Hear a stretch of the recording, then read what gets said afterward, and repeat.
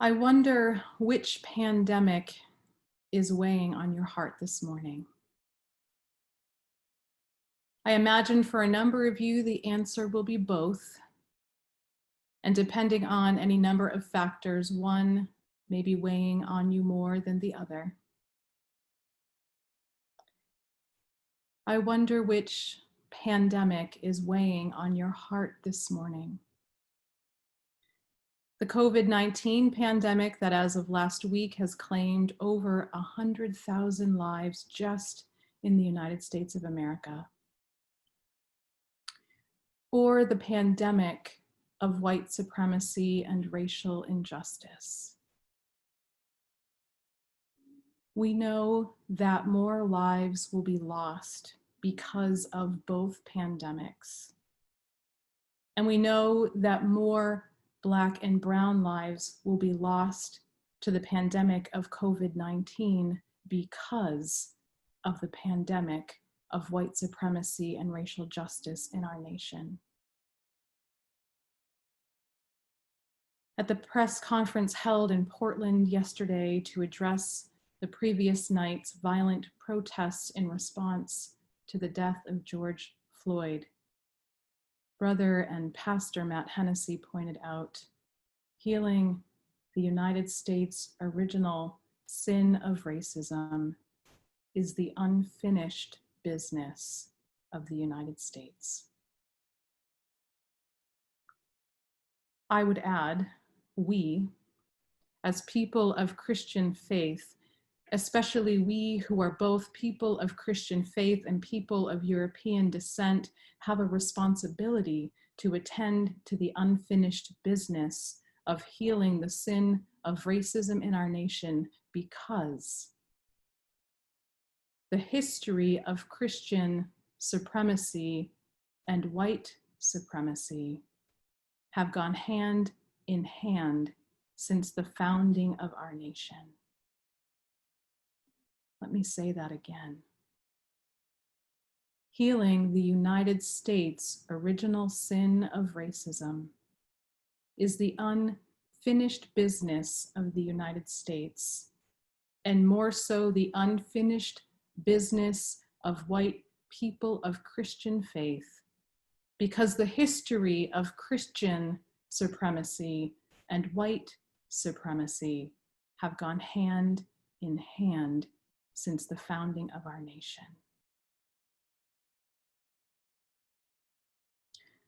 When I saw the image of the officer with his knee on George Floyd's neck, I couldn't help but think of the analogy used in my Undoing Racism training by the People's Institute for Survival and Beyond to describe the experience of racism for Black folk in the United States of America. It's like trying to breathe and live and work and raise your kids with the foot of oppression on your neck at all times. Today, you might hear lots of commentary about the riots in our nearby city of Portland and across the nation, about the damage done, fear of their continuation, disgust with such a violent and destructive form of protest. You might hear lots of commentary about the riots from people and places who had nothing to say out loud, nothing to say, after witnessing or learning of a white police officer who kneeled on the neck of an unarmed Black man who was laying on the ground with his arms handcuffed behind his back for 5 whole minutes, while 3 other officers watched, and while Mr. Floyd said repeatedly, "I can't breathe," and while bystanders were saying things like, "Why are you still kneeling on his neck?"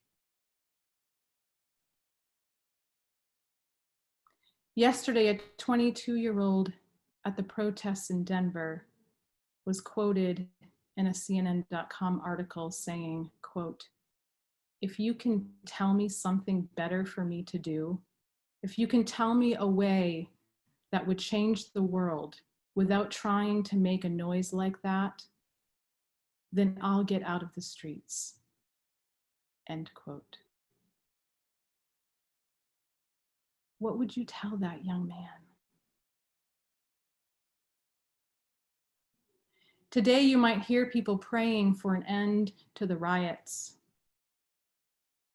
I hope you hear a preacher say that healing the United States' original sin of racism is the unfinished business of the United States, and more so the unfinished business of people of the Christian faith, because the history of Christian supremacy and white supremacy have gone hand in hand since the founding of our nation at the expense of many, many lives. In an open letter to white clergy about their responsibility in the pulpit, Reverend Jim Bear Jacobs, Director of Racial Justice for the Minnesota Council of Churches, wrote, quote, "When white people cry for peace, it is too often an appeal to silence Black anger to make room for white comfort. We don't need peace. We don't need things to return to normal. Normal is what got us here. We need leadership that will bravely face the truth of our white supremacist society and commit to change it. We need white people to get comfortable with discomfort. We need many things, but we do not need a superficial peace." End quote. We need to attend to the unfinished business of undoing racism in our country. This unfinished business is our business as Christians, as followers of Jesus, who was a disturber of false peace. When Jesus announced his ministry in the synagogue in Nazareth, he read from the scroll of Isaiah, saying, "The Spirit of the Lord is upon me, because he has anointed me to bring good news to the poor. He has sent me to proclaim release to the captives and recovery of sight to the blind, to let the oppressed go free, to proclaim the year of the Lord's favor." Pentecost is the day the church was born, the day the Spirit of the Lord came upon the disciples to anoint them to bring good news to the poor, to send them to proclaim release to the captives and recovery of sight to the blind, to let the oppressed go free.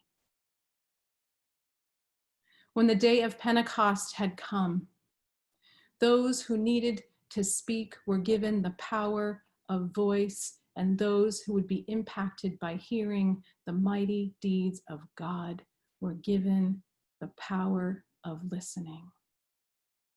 And because of these two powers, the church was born.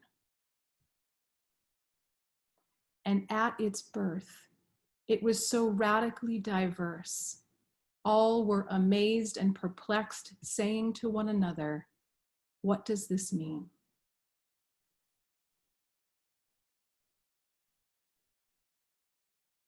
The SALT Project commentary says to the church on Pentecost, quote, "Happy birthday, yes.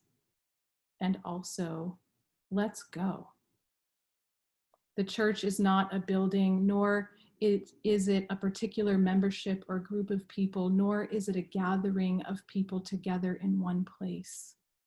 Rather, at its heart, the church is a mission, God's mission, loving and protecting our neighbors as we would love and protect ourselves. And the call, the challenge, the adventure continues. In an age of distance, fear, and fragmentation, the church's mission, the essence of Pentecost, has never been more pressing. End quote. The church of the 20th century with its pictures of white Jesus and its tall steeples ringing out the good news of Christianity and also the echoing tones of white supremacy, is crumbling in the face of a reality we have too long denied. Healing the United States' original sin of racism is the unfinished business of the United States, and more so the unfinished business of white people of the Christian faith, because the history of Christian supremacy and white supremacy have gone hand in hand since the founding of our nation. The Holy Spirit, more and more, isn't finding that people inside the institution of the 20th century church are willing and wanting to receive the power of listening.